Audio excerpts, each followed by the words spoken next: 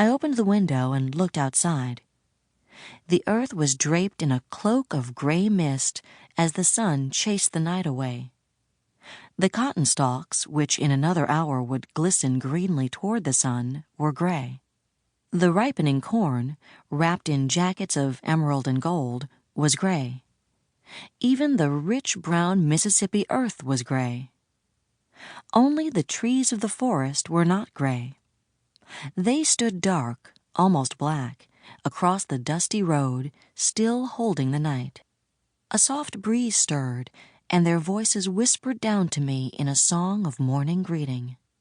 "Cassie, girl, I said open that window, not stand there gazing out all morning. Now get moving before I take something to you," Big Ma threatened. I dashed to my clothes. Before Big Ma had unwoven her long braid of gray hair, my pants and shirt were on, and I was hurrying into the kitchen. A small kerosene lamp was burning in a corner as I entered. Its light reflected on 7-year-old Christopher John, short, pudgy, and a year younger than me, sitting sleepily upon a side bench drinking a large glass of clabber milk. Mama's back was to me. She was dipping flour from a near-empty canister, while my older brother, Stacy, built a fire in the huge iron-bellied stove. "I don't know what I'm going to do with you, Christopher John," Mama scolded. "Getting up in the middle of the night and eating all that cornbread. Didn't you have enough to eat before you went to bed?" "Yes'm," Christopher John murmured.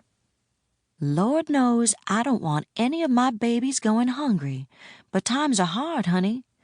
Don't you know folks all around here in Mississippi are struggling? Children crying because they got no food to eat, and their daddies crying because they can't get jobs so they can feed their babies. And you getting up in the middle of the night, stuffing yourself with cornbread." Her voice softened as she looked at the sleepy little boy. "Baby, we're in a depression. Why do you think Papa's way down in Louisiana laying tracks on the railroad?